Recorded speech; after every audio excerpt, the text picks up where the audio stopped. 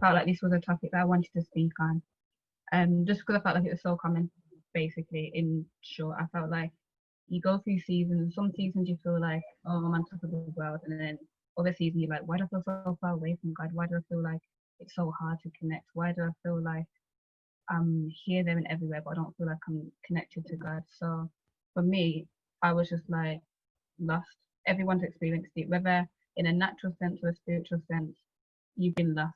So we're in a series of Flawed but Faithful. I think we're in week 5, 6, something.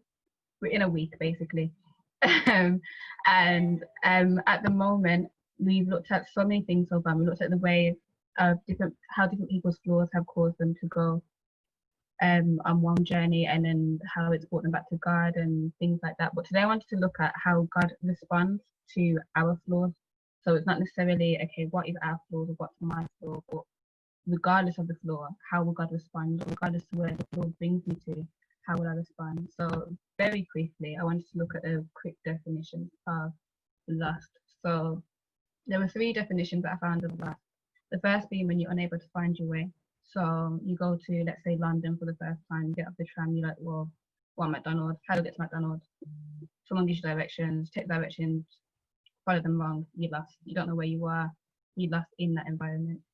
The second one was when something's been taken away or been taken out of your possession. So if I go to the bank to take out £10, put it in my pocket, forgetting that I've got a hole in my pocket, money falls out my pocket, I've lost that £10. That's now gone. It's not in my possession anymore.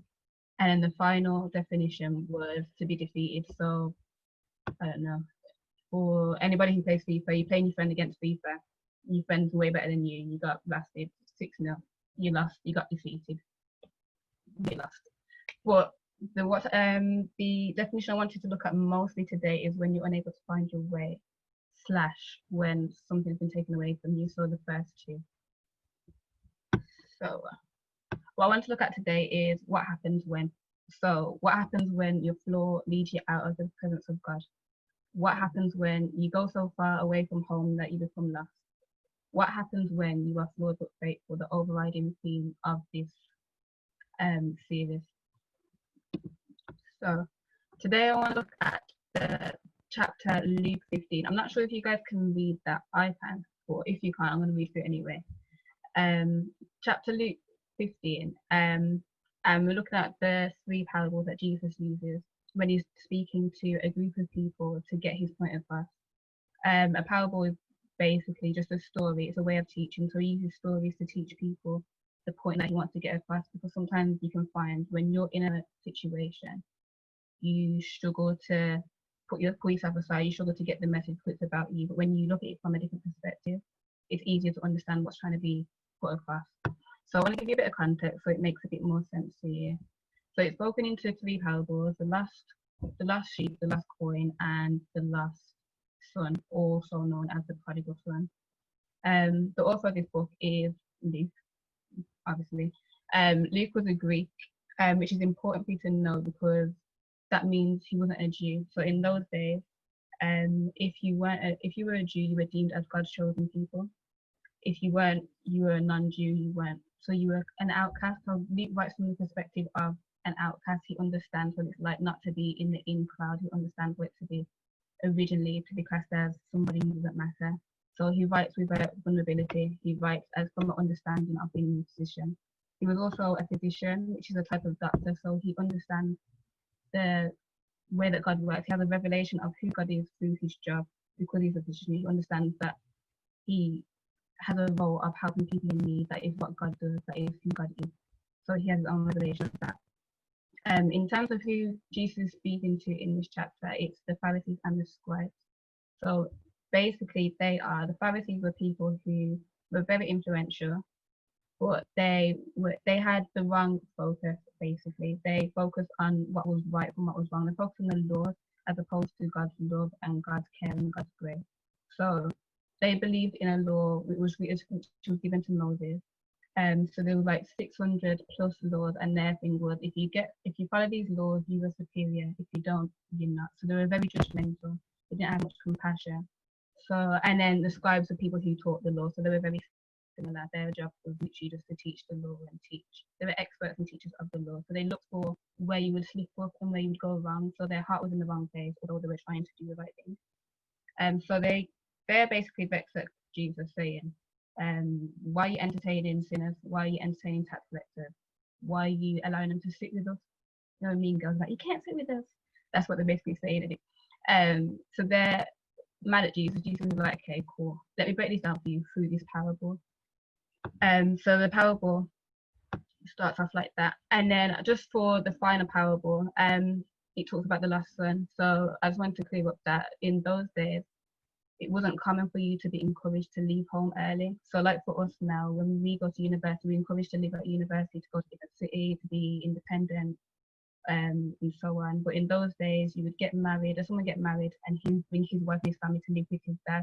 So you weren't encouraged to leave home. You weren't encouraged to have independence. You were part of your father's family for a very long time.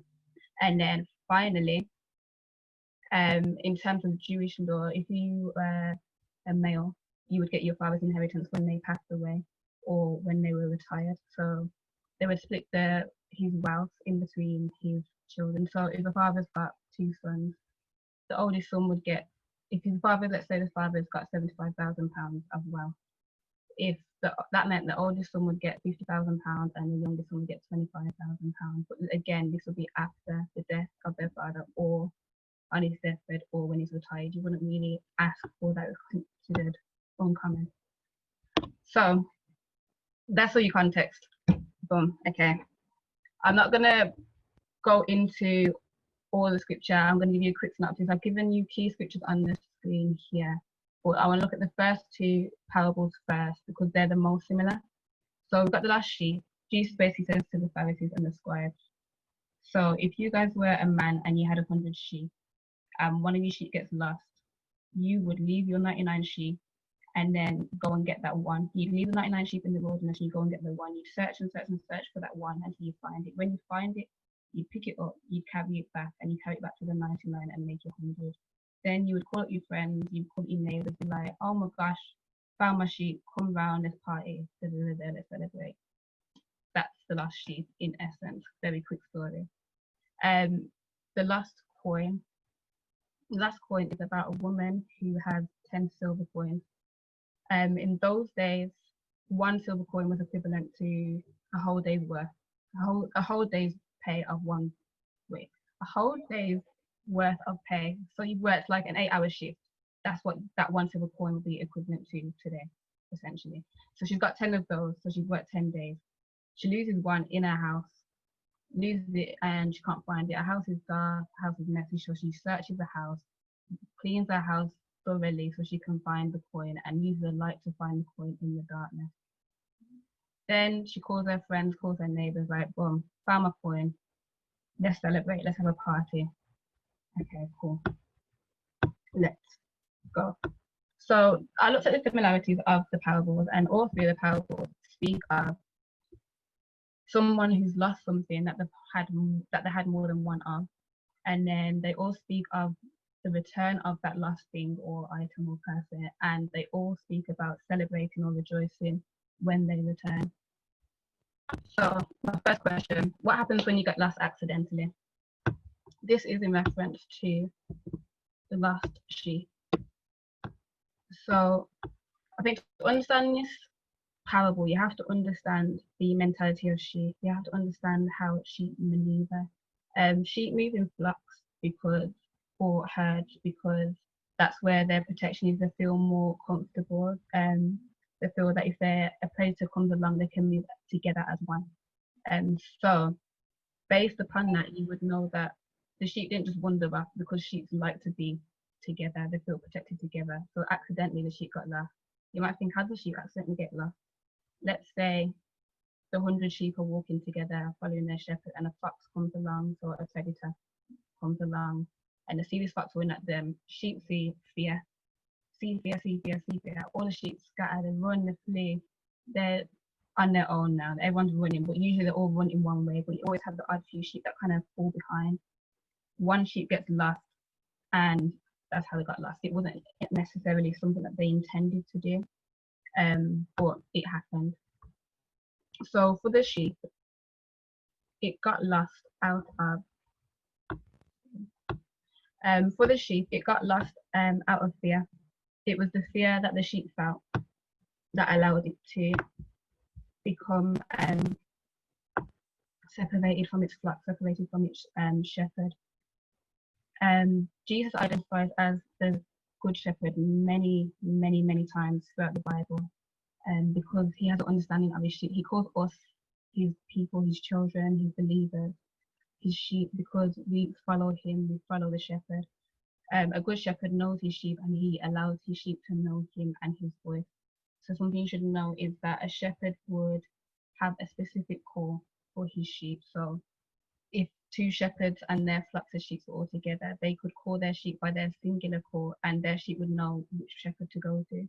So they have a relationship with each sheep.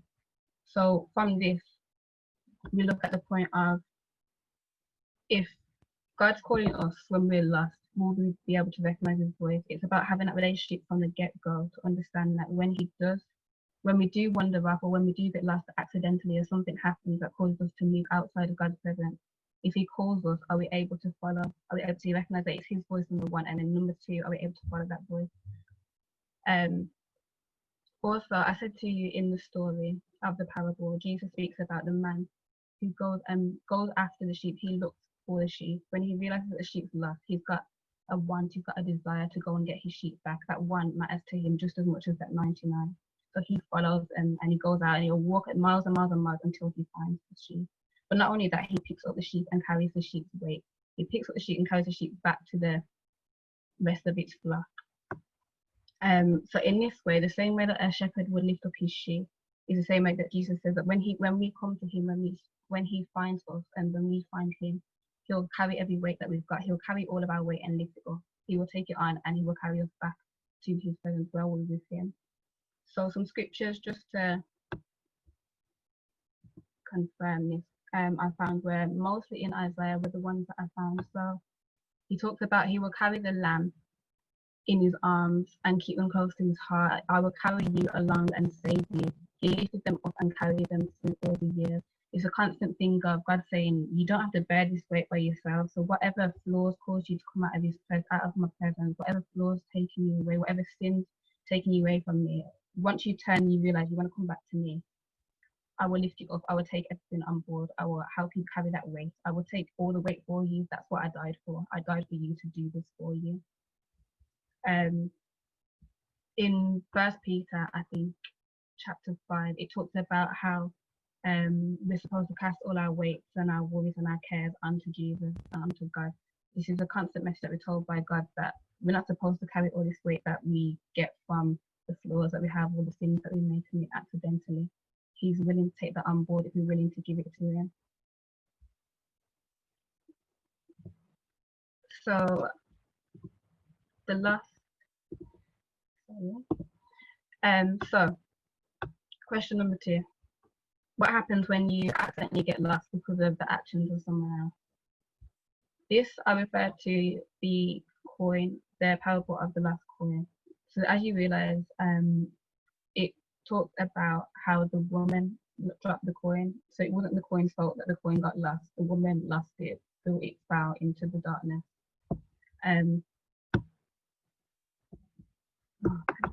Yeah. So the woman accidentally loses the coin. So it's to me that meant you can get from the sheep parable, you can get lost accidentally through something that you've done an accident without realizing. So it's not intentional, it's unintentional. But then also you can get lost because of the actions of somebody else. And I was reading a book last week, and the way that he put it, I think was really good. So I'm just gonna explain that to you now. He put it as, there was a guy on his deathbed, and he felt bad because when he was younger, he went out with his friend and they went into the woods, and there was a sign, you know those picket signs where you got like the pole and you got like this sign, this way to London, this way to, I don't know, Birmingham. One of those, what they did was they flipped the sign around so that the sign was facing in the opposite direction. So where you would be going to London, it said Birmingham, and where you would be going to Birmingham, it said London. So then he was like, whoa, okay. As he's sitting in his deathbed, I've caused so many people to get lost because of that one action that I caused when I was just ramping about with my friends. So in like he's saying in essentially in life, it's not always a case of you get lost because of something that you've done intentionally. Sometimes it could be the people that you're around or the environment that you're in that can cause you to fall into darkness. I thought this one was more interesting, personally, just because of the words that Jesus chooses to use. So he speaks about a coin. I was like, why a coin? Then I realized a coin's a piece of metal, but a coin has its value written on it. You know how much a coin is worth by what is written on its face, and it's on both sides of its face. So whichever way you turn the coin, you know its value. There's no denying how much this coin is worth. You can't argue with a shopkeeper. Ah, I've got £5 here, but you're there waving £2 coin in his hand. It's not up for a discussion. The value is written on the coin. So Jesus is telling us like your value is there. Like I've given you your value. Like what I've given you is non-negotiable. It's here. What the world may tell you is what the world might tell you, but it's foolishness. They can't argue what I've already placed on you. It's on both sides, no matter which side you look from. It's on both sides of you. Also, as I said, the woman loses one coin out of the 10. The one coin is worth about 1 day's worth of work. So she worked for that. She worked for that coin. She worked. She gave her energy. She gave a sacrifice. She gave her time for that coin. In this respect, Jesus did the same thing for us. He's given his sacrifice for us. He's paid the price for us. So he's putting a value on us based on what he has given, because he's got a value for us and a money. Let's put it in monetary terms, but also in a sentimental term. Like he means something because he worked for it personally. It's not something that was just passed along, so you've got no personal value in there. So the story of the last coin for me, it highlighted how much Jesus values us as his children, as his sons, as his daughters. The second part talks about how the coin fell into darkness. So for the darkness to disappear, there had to be light. The woman, before she could find the coin, the woman had to shine the light in the darkness. So when you are in darkness, i.e. living in sin or living in the world or allowing our flaw to draw us to here, there and everywhere, it's easy to stay there when there's no other light surrounding us. But when God shines his light, I wish it was that so I could show you as an example now, it's just coming to me. If God was a light and we're the coin, if you shine a light on a coin, the coin is going to reflect the light that is shone on there, isn't it? So as God shines his light into into the darkness of the room, light hits off the coin and the coin reflects what is given. So as God shines his light onto us, we start to reflect who God is, because we are a reflection of him, we are a representation of who Christ is. So again, it's about that identity, it's about the characteristics of the coin, but the coin has its value on there, but it also shines, it also reflects. These are characteristics that God has placed in us. So when he's looking at us, when Jesus is giving the parable of the sheep and the coin, it's the characteristics of the things that he's chosen. He could have chosen a box, he could have chosen a flower, he could have chosen a donkey, but he's chosen certain things for certain reasons, because those characteristics resonate with something that he's placed in us individually. And finally, the final parable that I wanted to look at was the parable of the lost son. So this one's a bit longer. Quick synopsis again of what happened. There's a father with 2 sons, and the youngest son basically says to his father, "Dad, I know you've got inheritance for me. Can I have my inheritance now?" His dad's like, "Okay, cool, whatever." Gives the inheritance to his son, both sons, and then a couple of days later, the younger son's like, "Okay, I'm out. Like, I'm ready to go. I'm back to my business." Packs up and he's like, "I'm going far, far. I'm going far, far because I'm done. I'm done being in the house. I want to live my own life. I want to be independent." He goes about his business. He's there for however long and lives his life, spends all his money, spends all his resources, gets to a point where he's like, "Well, I've run out now. I've got nothing left." He then finds himself in a famine being a shortage of food, shortage of resources in the land. So it's not just him that's going through that same season, everyone's in the same season, but because he's got no resources, he's having to go to a farmer and ask the farmer to employ him as a servant. So he gets hired as a servant, starts feeding the pigs. And then he's like, yo, I'm actually hungry. I'm not being fed. Like, while I'm here, I'm not being fed. I'm feeding pigs and no one's feeding me, to the point where the food that I'm feeding the pigs looks appetizing. Then he had this moment of like, he had this moment of realization, and he's like, okay, cool. I was living at home where my dad had servants who were waiting on me. And now I'm sitting with pigs in the field, and I'm now dealing food to the pigs that I'm not even able to eat. So he gets to the point where he realizes what he had before was better than where he's at now. So he says to himself, I'm gonna go back home, say sorry to my dad, let him know like, whoa, what I did was wrong. I was in the wrong place. And I've now come to this understanding. But don't just take me back as your son. I know I'm not worthy of that. Let me be your servant. I'll work for you. Hire me as one of the staff, and I'll do what you need me to do. But just I know that I'll get better treatment here than where I am now. Then he gets this realization. Then he starts walking home. Walking home now. His father sees him while he's like way away from home still, and he's like, okay, oh my gosh, my son. He spots his son from afar off, runs out to him, meets him on his journey, and he's like, son, you home? Oh my gosh. And then the son's like, starts saying to dad, as he planned, dad, I'm so sorry, I can't believe I did this. Da, da, da, da. And his dad stops him in his tracks. He's like, nah, stop. Right. So it speaks to his servants, get him a robe, get him a ring, get him some sandals, get him his stuff, and let's go, let's have a party. My son's back. I thought he was dead, he's now alive. I thought he was lost, he's now found. Cool. So they go home and throw the party. His older brother, who was working in the field, comes back from work and he's like, I'm hearing music, working music on. Speaks to the servant, and the servant's like, oh yeah, your dad's going to party for your brother because your brother's found, he's back, he's home, he's safe. So the older brother's like, nah, I'm not attending, I ain't about that. He's vexed, stays outside the party, and the dad realizes he's not there. And he's like, why are you not in the party?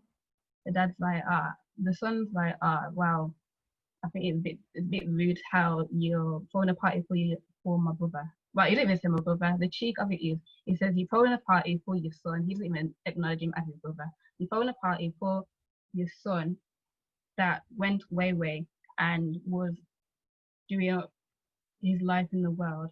And now when I'm working in the field day by day, I'm just following what you're telling me to follow. And I've never been throwing a party. And that's like, son, everything that I've got is yours. Everything that I've had has been yours this whole time. You could have had that basically. So your brother was lost and now he's back. You need to celebrate. So that was a long story, but let's move on. So what happens when you deliberately choose to get lost? That's the question that I got from this one.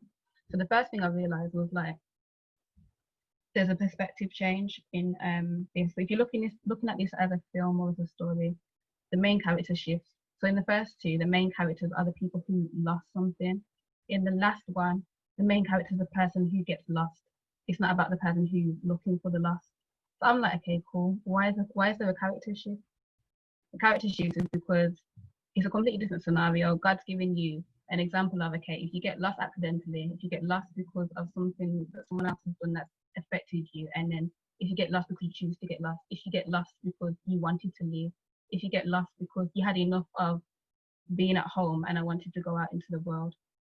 So he gives us a different character to follow because it gives us a great understanding of why he left, why he's where he is. It's by choice, it's intentional. He did everything intentionally. He made these choices himself. So again, I looked at the choice of having a son, choosing a son to speak about in this last chapter, in this last part of the chapter. And I thought to myself, this is the most personal and the most important relationship spoken about within this whole chapter. So it kind of goes through a progressive state. As we get to the end of the chapter, this is the most important relationship. This is the most intimate relationship that we are shown in the whole chapter. This is a reflection of our relationship with God. This is how he sees us. He calls himself the Father. We are his sons and his daughters. This is how he wants us to see ourselves. That love that comes from a father, or should come from a father, that's the love that he's trying to portray that he has for us automatically.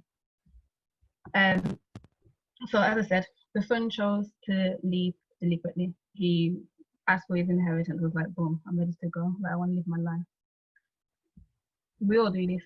We all do this. We've all do this, done this, will do this at some point because we're human. It's part of our sinful nature. We can't help ourselves. Um, so in that sense, the son chooses deliberately put distance between him. He doesn't just go to the next city. He goes far. He chooses a distant land. The Bible says he chooses a distant land. In another version, he talks about a different country. He deliberately puts a massive distance between him and his father because he doesn't want to hear his father. He doesn't want to hear his father. He doesn't want to see his father. He just wants to live his life without that conscience of, oh, my dad's next door. My dad can see me, or I might bump into my dad. My dad might hear this. So there's a constant wanting to have a distance between him and his father. So the way I saw this was, it's like when we know we've done something or we know we want to do something, so we deliberately try to put God on mute. Like it's like if you're looking at WhatsApp or something, and you know how you got the option, certain chats. For me, most of my group chats are on mute. I'm not gonna lie to you because group chats grate me. Like I find them grating because ping ping to ping ping. It's too much in it sometimes. I feel that's what we do with God sometimes. We're like, okay, I know I'm gonna go somewhere, and while I'm here, I don't want to be disturbed. I don't want my conscience to be speaking to me. I don't want my Holy Spirit to be speaking to me. Shh. Like we're like, God, shh, put him on mute. This is what we try to do. This is what he tried to do. And the thing is, the further away you are from somebody in the natural, so let's say me being in my house, if I'm about Zoom now, if you're not on Zoom, if I'm trying to call Alex, I'm like, Alex, Alex ain't hearing me from all the way in Wolverhampton when he's way over. When he's way over in wherever he is. He's not hearing me because there's too much of a distance, too much of a physical distance blocking the sound. He's not going to hear me. So that's what we do in the spiritual. Sometimes we allow ourselves and our flaws and our sins to distance us from God because we don't want to hear it, because we're so happy living in the world, or we're so happy with the feel that the world's giving us. I also noticed as well that although the son wasn't necessarily lost because he left himself, he loses a lot of things because he left. So he ran out of his resources, he ran out of money, he ran out of food, he ran out of protection because his father wasn't there. His needs weren't cared for because there was no one with their hand over him to care for him. He lost his identity. He then decided, like, nah. I came from a place where I was being served on, but now I'm going to be a servant for some pigs. Like he lost who he was because he was out in the world. He was away from his father for too long. And then finally, I looked at the fact that the father didn't chase him. In the first two parables, the man went after the sheep. The woman looked for the coin. In the final one, the father doesn't go. The father stays in his house. You say you don't hear about the father leaving the house for this one. So I was like, huh? Like I had a moment of like, God, I don't get it. So what does that mean? But then I was speaking to my mum about it, and my mum was saying, Leash, like God's a gentleman, you know. He's not a rough God. She spoke to me about Revelation 3, which I've put down here. It says, look, I stand at the door and knock. If you hear my voice and open the door, I will come in. We serve a God that he's not a bailiff, do you know what I mean? He's not going to come to the door and knock through your door. If you don't want him there, he'll stay knocking. He's not going to knock and then walk away. He just stays knocking. He waits for you to respond because we have free will, we have free choice. We have a God who wants to know that we come to him because we wanted to come to him, not because we were forced to come to him, because that shows the love that we have for him. Also, if I continue here, I said earlier that the father intervened. When the son was on his way back, he got to the point of saying, Dad, I'm sorry. I can't believe I just did this. Blah, blah, blah. Not blah, blah, blah, blah. Blah, blah, blah. And the father interrupts him. God gets to the point where it's like, as long as you come back to me with a repentant heart, that's it. Don't tell me you want to drop to this and you don't want to be a servant and you want me to hire you. Just come back to me with a repentant heart and I'll do the rest. I'll meet you the rest of the way. That's all he wants. He wants us to turn around.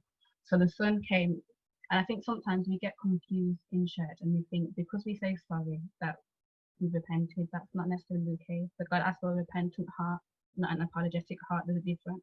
An apology, you can say sorry and you can do it again. So like my young brother, me and him argue like all the time. If you know us, you know that we argue all the time. He will eat like my seafood noodles downstairs. Say sorry, Keisha, I'm sorry, I was just hungry, there was nothing else in the house. I'm like, okay, cool. The next day, he'll eat a chocolate bar from the fridge. That was mine. Like we half everything in the house. That was mine. Krisha, I'm so sorry. I'm like, don't say sorry to me because yesterday you told me that you were sorry for eating my soup noodle, but today, because it's a different kind of food, it's different. It's the same thing. There's a difference between being repentant because you turn away from what you did. So when the son turned completely in his direction, he had to turn to come back home. He had to turn from the direction that he was first going in to come back home. That actual turn was him repenting from the sinful life that he was living out in the world. That's what God's just asking for us, asking from us to come to him with a repentant heart, not just the I'm sorry, but a genuine Lord. I did this wrong. I know it's wrong. I'm not going to do it again and mean it.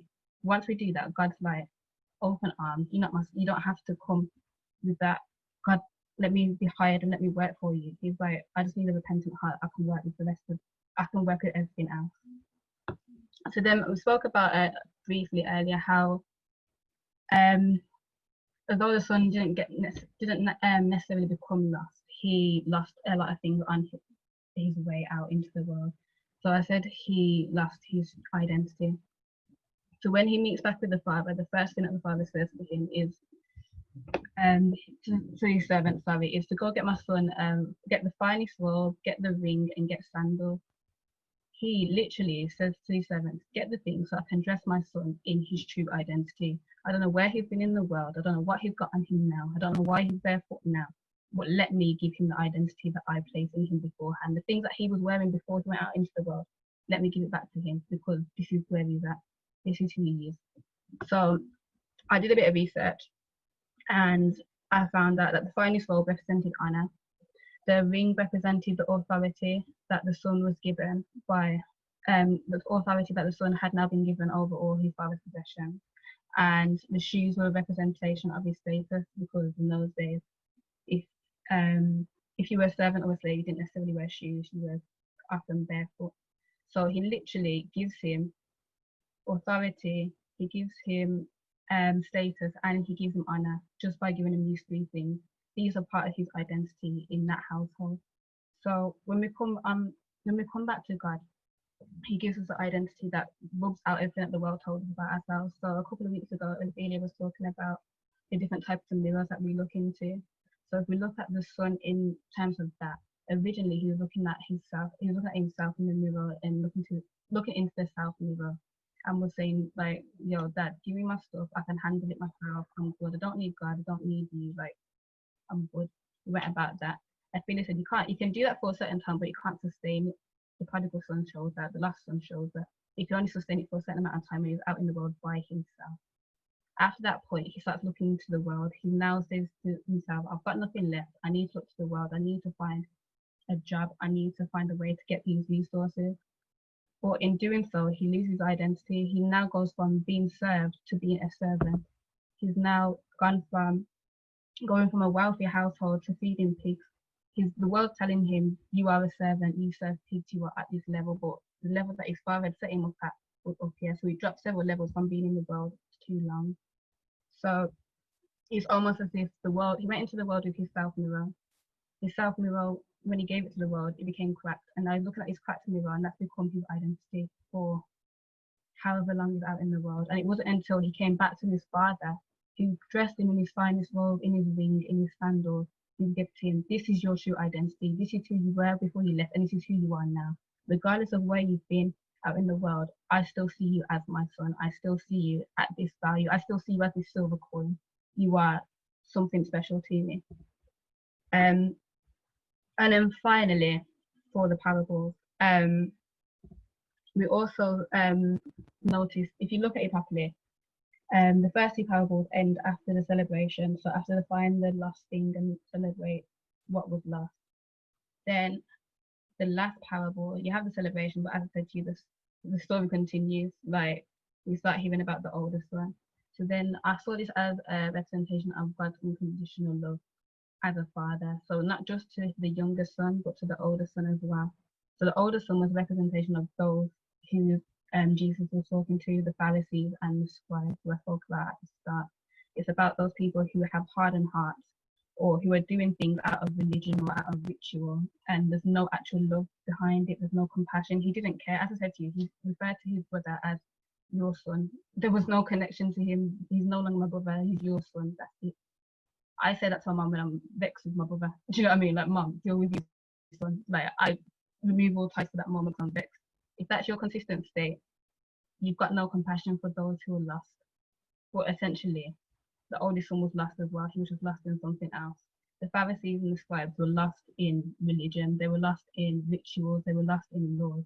Whereas these people were lost in sin. So essentially, Jesus' whole crowd, he's talking to lost people who are just lost in different places of life. That's all it was. This whole parable talks about how Jesus addresses different people in the lost. So when he's talking about the return of the coin, the return of the sheep, and the return of the son, he's talking to those who were lost in sin. But when he talks about the father talking to his oldest son, he's talking about those who are lost in law or lost in religion, thinking they're doing right, but they're just behaving self-righteously.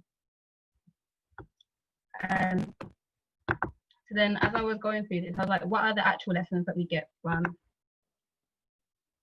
this set of parables? The first thing that I identified was God's love. The way that God loves and the way he accepts when you come with a repentant heart, meaning that when you start to change the inner self, when you start to change your way of thinking, when you start to change the way that you acted before, and you start to change your behavior because of the inside change that you've allowed him to do for you. God's love and acceptance is there. The father saw his son from when he was way off, not when he came home, but when he was way off. The father met him. It was as soon as he turned. When he turned, the father came and met him. He didn't necessarily have to go halfway, or God say, oh, if you get to this point, I'll meet you there. God's like, as soon as you turn from what you were doing wrong, I'm there. I'm right in front of you. I will come to you. I will pick you up like the sheep. I will pick you up and carry you back to the present, back to home.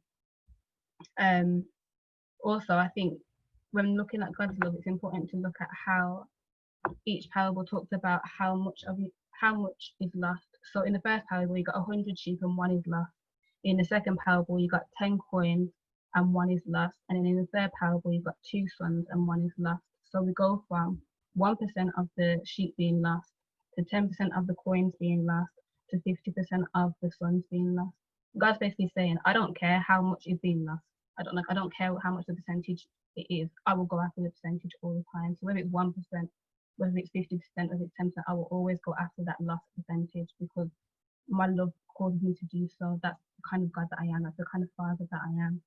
His love is specific to each child, and his care for each child is specific, so he'll always go after that individual child. The second lesson that I got from this was choice. Throughout the whole of the third parable, you hear about the choices of the brothers, both brothers, even the father. So the father had the choice to give out the inheritance. He gives the inheritance to both sons. The Bible says he gives it to both sons. Only one son acted on the inheritance. The other son decided to stay at home. The youngest son, decided to leave home. So he had a choice to leave home. He had a choice also to spend all of his resources. He had a choice when he lost all of his resources to go back home, but he chose, nah, I'm happy to still stay in the world. He had a choice when he was working with the pigs to either stay with the pigs or to go back home. He had a choice to go back home and go with a repentant heart, or just to come with a self-righteous, oh, I came from here anyway, I belong here anyway. Well, all these choices, it shows that God gives us so much choice in life. We live a life full of free will. But regardless of the choices that we make, God will always turn it around and allow himself to get the glory from it. So sometimes we can get disheartened, and I know for myself, I do this all the time. Like when you've done something wrong or said something wrong or done something that you shouldn't have done, you get to the point where you're like, I made the wrong choice. God's gonna, not even necessarily gonna be vexed, but God's disappointed. But God's like, it's cool. Like, I knew you're gonna make the decision, and I planned for that. I can use that. I can use this. I can use that flaw. I can use that lust. I can use that lying. I can use that deceit. I can use that manipulation. I can use whatever it is, and I can use it for my own glory. So don't worry. As long as you give it to me, I can do what I want with it. He just wants us to come back with a willing heart. That's all it is. And then perspective. In the third parable, by the end, both sons have been given a flipped perspective. So Alex says all the time, let's flip the script. Their perspective was completely flipped. The youngest son thought life was better out in the world without his father, away from home. But he got to the point where he realized, I can only go so far without him before I get to rock bottom. he realized like what he had before was better than far, far greater than where he was in the pigs, where he was in the field with the pigs. He got to the point where he was serving when he used to be served, and he realized that what I had before was way better. And sometimes it gets to that point, you go out in the world and you make decisions, and you're like, it wasn't worth it. Like, it wasn't worth it. But it's that again, it's coming back with that repentant heart and saying, God, I made this decision. Sorry, I won't do it again. But I just need you to. I need you to give me your love. Let me feel your love. Let your love radiate through me. And the older son for himself, he was, as I said, the Pharisees and the scribes. So he thought that through being obedient and through doing things according to the law, I'm good. Like, I'm good. But God's saying no. Like, if you can be good, but your heart's in the wrong place, so you're not good. Like, you're doing things in the wrong with the wrong intentions at heart. So at that point, God flipped the script of both the Pharisees, the scribes, the oldest son, and the youngest son. And then finally, identity. So God's letting us know that when we're in Him and when we're in His presence, that's when we are reassured of our identity. That's when we're most confident. That's when we're moving according to purpose. The world, when we go out into the world and we start getting involved in worldly things, we get to the point where we're given a new identity and we get confused. You go through a point of, I'm assured of who I am in God. Then you go out into the world for a little bit and you're like, this is calm, this is good. I can still uphold my identity is in Christ. Then you start doing that thing where you like 1 foot in, 1 foot out, 1 foot in, 1 foot out before you're out. And then you're like, whoa, this isn't who I am. And you get to the point where you're like, whoa, I'm feeling guilt, I'm feeling shame, I can't go back, what will people say? Or it's, as I said, God is not a God of guilt and shame. When you feel that, you have to realize that's not from God. That's a method of the enemy to be like, okay, once you're in that, you stay in a cycle of, I should go back to God, but what if people say this? What if God doesn't accept me? You go through the whole cycle, you go round and round and round, and you're like, you don't move. When you're in that cycle, you literally do not move. So God's saying, just come back to me. Like, whatever you've done, whatever the choices you've made, I can use that. I can give you that identity back because I gave it to you. I'm the creator of you. When I think there's some scriptures where God talks about being the potter and we're the clay. He understands the materials of the clay. To be a good potter, you have to understand what's in your hand. He knows what is in his hand. He can mold it, shape it, remove whatever you thought he couldn't use, and turn it into a completely different thing. Vase doesn't start off as a vase. It starts off as a lump of clay. It needs to be shaped. It needs to be molded in someone's hands that knows what they're doing. God is the potter. We are the clay. So to finish, I'd go back to what happens when. So what happens when you've Lord lead you out of God's presence? As I said, that what happens when your flaws lead you out of God's presence is we try to put God's thoughts on you, and when we do that, our conscience is lowered, our inner voice is lowered, so we have less inhibitions. We're more likely to do things that we wouldn't have done had we been in God's presence, or say things that we wouldn't have said had we been in God's presence, or go places, and so on and so on and so on. What happens when you go so far from home that you become lost? Turn around. that's it. Turn around and repent, because once you've done that, God's saying, cool, don't have to come all the way, I'll meet you. Like, I'm coming to meet you. I don't know if you've, like, for those of you who don't drive, or those of you before you drove, when you like, I'm stuck here, can you meet me here? And they're like, no, wait there, I'll come to you. No, don't move, I'll come to you, I know where you are. You're like, no, I'll come meet you here. Like, no, stay there, I know where you are, I'll come to you. That's God. Like, you called him, and you're saying, I'm coming. Like, just wait there, I know exactly where you are, I know where to meet you. And then finally, what happens when you are flawed or faithful? It's okay to be flawed when you're flawed and faithful to God. When you become flawed and faithful to the world, you stay flawed. That's it, like, full stop. But when you're flawed and you're faithful to God, as I said, as a potter, he will reshape you, he will remold you in the moment that you're in, for the purpose that he's got for you in the future. He understands what we're made of, and he understands what he needs to do to us to get us to where we need to be that vase. And that's me.